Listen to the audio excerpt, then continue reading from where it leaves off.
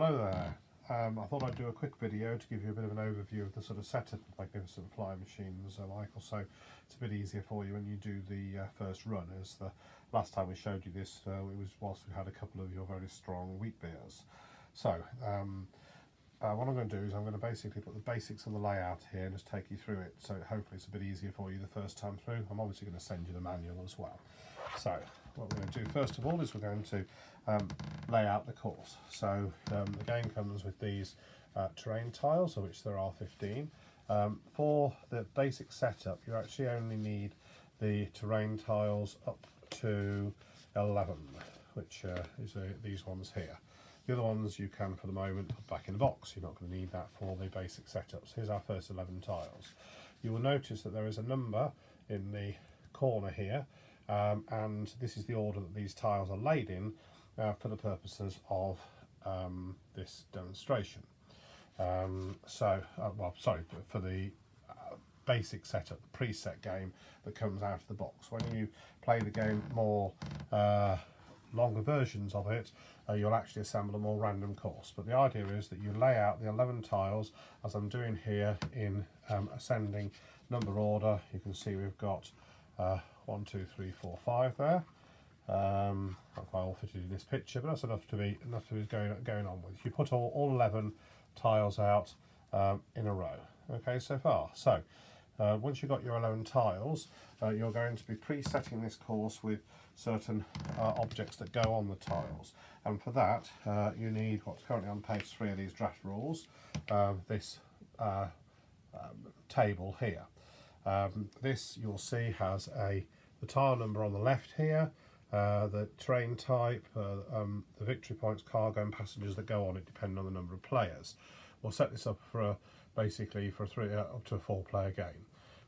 So if we have a look, and we'll start with the victory points, you'll see that it tells you on here 1, 2, 3, 4 of the victory points that will go on tiles 2, 3, 4 and 5 there. But you can also look at the tiles to find that information out. Is this here, 1, 2, 3 and 4. So what you do is you find a victory point tile like this and pop them on like that. Sorry, these are a bit sort of crudely chopped up.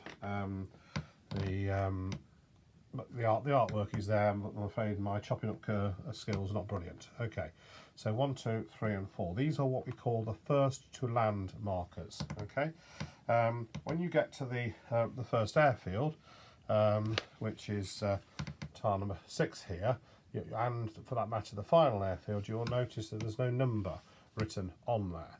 That's because these two do not get first to land markers. Instead, they get what we call race placing markers.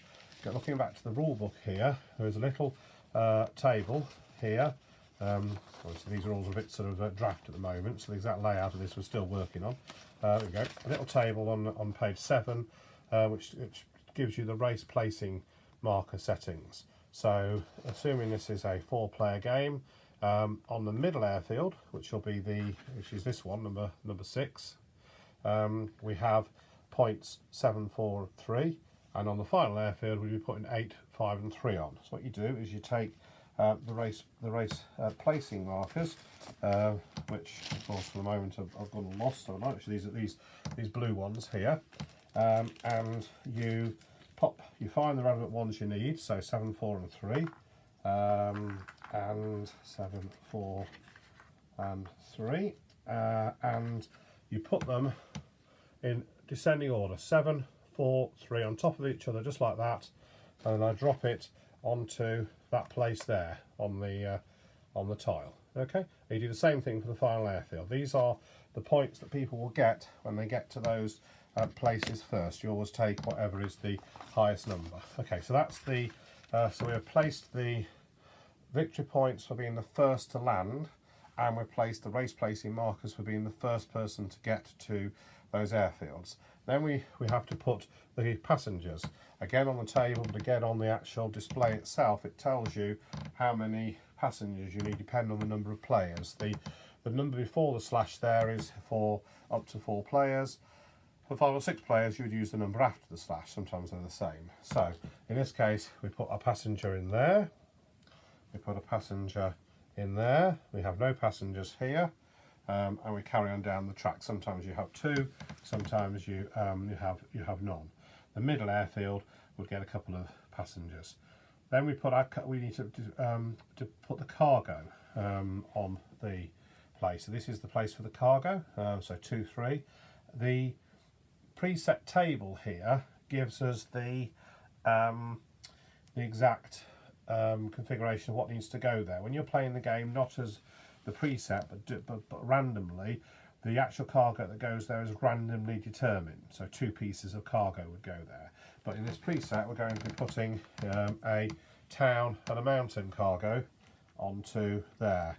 The symbols for terrain, by the way, are at the top of the tiles. So this is a town, this is a grassed area, that's an airfield symbol, this is a water symbol, this is a mountain symbol. All right, so we put our mountain and our town cargoes. It doesn't matter which order, because you can always examine the cargoes whenever you land there to see what's available, and you pop them there. And you do the same thing down the course. So the next one, we're going to need a mountain and a water cargo. So that goes on there like that. Okay, and you do this all the way down the course. Now, the special cargoes, as we call them, that's the ones that need to go to a specific terrain type. The special cargoes only go on the first half of the course. So they in fact will only be on these 4 tiles here on this preset. On the second half of the second half of the game, from the middle airfield onwards, where there are cargo numbers, we place instead what is called general cargo. Now, general cargo simply wants to be delivered to the final airfield on the in the game. Some of the general cargoes are worth 2 points, like this. Some of the ones are worth 1 point, like that. They have to be delivered to the final airfield. So, as an example, here is our middle airfield, like that, with our race placing markers on that we did earlier on, and our couple of passengers are on there as well. You'll notice there is a call for 3 cargo to go there. So in the preset version, going back to the rule book, it tells me that that airfield needs to have 2 1 point and 1 point general cargo placed on it. So I go and get those from the pile and pop them on there like that. In the full version of the game, this is done more randomly as to what you get. So you do this all the way down the course, so that by the time you've done all of this, our terrain boards are out, our passengers are on, our first to land markers are on, our race placing markers are on, that's the blue ones, and our special cargoes that want to go to a particular type of terrain are on, and our general cargoes that just want to go to the final airfield are on in the second half of the race. Okay, good, so far so good. Now we need to put our weather tiles out, and these are put, shuffle these down so you can see them a bit easier. These are put in this top bit up here. So we put these tiles out. Now the first airfield doesn't have a weather thing on. The assumption is the race always begins in on good weather conditions. But after that, you randomly put a weather tile face down like that on all of these. Okay, all the way down the course. But you turn over the very first one here on the second tile, because the idea is they've got some advance warning about what's going on weather-wise, and here we see it's a bit cloudy.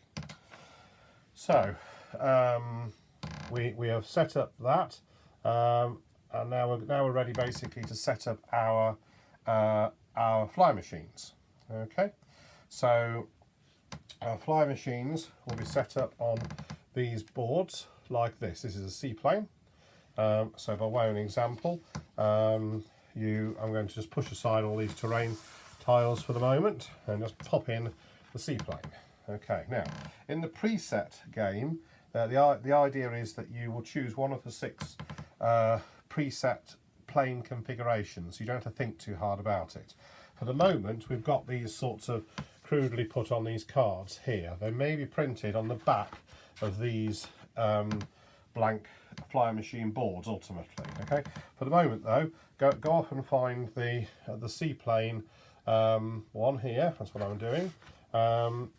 And what you do at the start is you'd randomly give everybody one of these, and they find the relevant type of plane, the relevant pilots, equipment, and so on. So in the case of the pilot, we want the pilot Ranu Javan, who's the Nepalese pilot. He pops in there like that. And it tells you what he does, that he ignores one symbol of each type on every weather tile, so he's good for navigating through bad weather conditions. Down here we have spaces for our equipment slots, so we drop in these are obviously going to have full colour art in the eventual game. One or two of the presets, by the way, we've changed the names of the equipment, and please forgive the Google Translate on the German on these. I'm waiting for Steffi, our German translator, to actually give us the proper German. Apparently, when I got the flying jacket and we put that into Google Translate, it gave us the German for a jacket that flies, which is slightly different from what we intended it to be. Anyhow, this is a high quality engine oil, and what it does, we try to symbolise if we can down here. So this means that you get an extra dice for your for taking off tests if you spend a charge of it. Now, whether these boxes below like that, you need to place little wooden cubes on in order to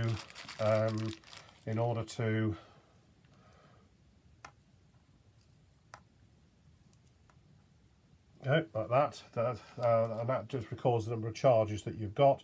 Once you've used up used it up, you throw away a charge. The catapult launcher there only gets one charge. On here it tells you, and also at the back of the rule book, what the equipment does. We also need to get we've got our equipment, but we also need to place two take-off spare parts and two flying spare parts in the internal storage. Again, in the full version of the game, you will to an extent be choosing the spare parts that you take, but for the moment there's our two take-off spare parts. These are supposed to represent propellers that you use to get off the ground, and those are our spare parts for flying, which are planes. Then we in our down here it says in our place a mountain special cargo. So that's good. So there we go, back to our special cargo that we have. We put some of those out a bit earlier on, if you remember, on the course. Fix the mountain one when there is, and we place a mountain spare cargo. So he starts the game with a piece of cargo to deliver to a mountain space during the race. Mountain spare cargo, a flying, a landing, and a takeoff spare part. That's one of each of the spare parts which we've got here. They all go in there. So we also need down here some charge markers for our fuel gauge. So here are some charge markers for our fuel gauge. Probably these will match the colour of the base that will be under the plane piece, is the idea. Okay, so let me and I have a plane piece at the moment. We've just got a little picture of the plane on a plastic base. The idea, I think, is that hopefully these will become coloured, which will match the colour of the fuel symbols there. We have looked at three-dimensional flying machines. Price is a bit of a problem. That's the issue. It adds a lot to the base unit of the game. So it may be something to think about for an expansion. For the moment, we're thinking about shaped. So these Ludofact, for example, if they do them, feel these could be slightly curved pieces of card rather than just rectangles or ovals.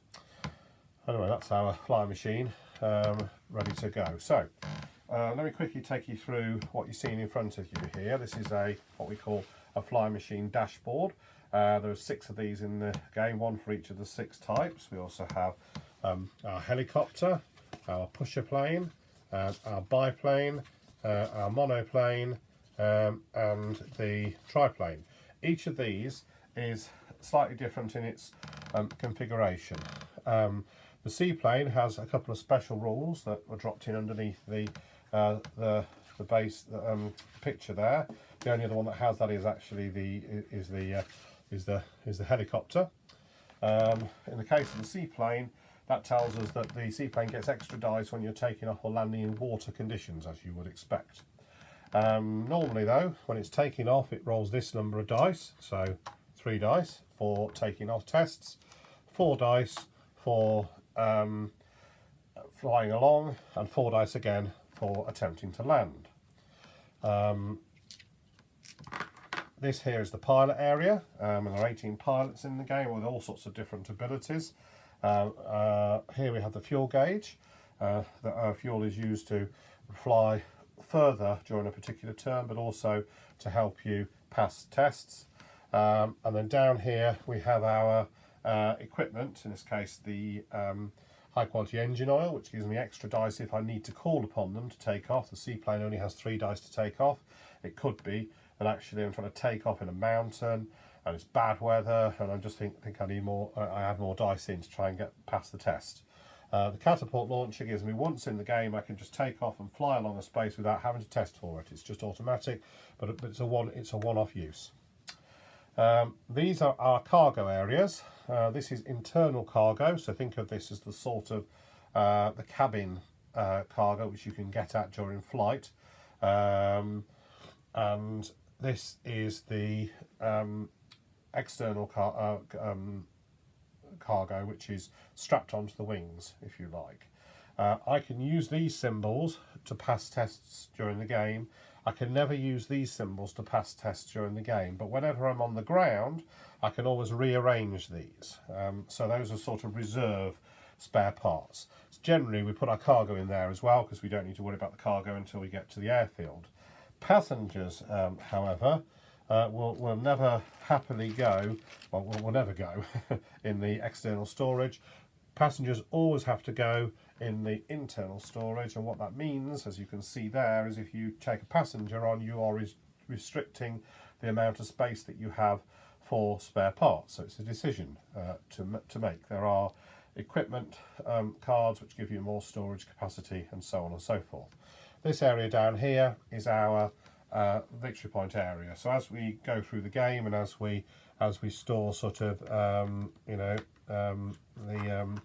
as we score things, so we land and we deliver a passenger, that goes in there, and the same with the cargo. Okay, so this video is just supposed to give you a basic idea of the layout of the game, just so you can get the game set up for the first time. The other components that you might have found that you're thinking, what the heck are they? Let me quickly explain them. These are the damage markers. They're two-sided with a -1 symbol on the reverse. I've trimmed one of those more vigorously than the other. Anyway, with a -1 on the reverse. And what happens with this, you can take the game and have damage in the game if you fail tests, you crash, whatever. And damage is placed on the fuel gauge from the full to the empty, so starting on the right hand side. If there is fuel underneath it, you just throw those away. You can fly with 1 damage, like you can see there, but if you ever take a 2nd damage, you are unable to fly until you have repaired in the game. So those are damage markers. Luck symbols. Luck symbols are a way of, which are these things. Those are sometimes handed out. Handed out if you basically had a terrible turn, which basically means you have failed to progress in the game, and you'll get one of those, and those are an automatic pass of a test in the future turns. Okay, the other things that we haven't yet shown you will come out if you have different sorts of equipment or pilots, and that are these dashboard markers. What these do is modify the plane. So if you had a piece of equipment that added, in the case of this is new wing design, and you'll see this is increasing the number of fly symbols by 1. So the way to record the fact that I've got now more fly symbols is just to add little marker down there. So now I will be rolling 5 dice rather than 4. Now, if I ever lose my bit of equipment that gives me that extra, then obviously I also at the same time lose the extra bonuses from it. Okay, there are cards in the game for changing the weather, and at the start of the game you will place the weather change cards next to whoever the first player is. First player, you start the game rolling 5 dice, whoever rolls the most fly symbols is first player. That is these cards here, and these are used for changing the weather in the game, so those are another thing. And finally you have these tricks and boost cards. These ones you give everybody at the start of the game 3 of these, and they will be used in the game. My intention is to record another video taking you through the basics of gameplay. That is the outline of how to set up the game for the first time to use it. I hope that helps, makes it a little bit easier first time along. Back shortly.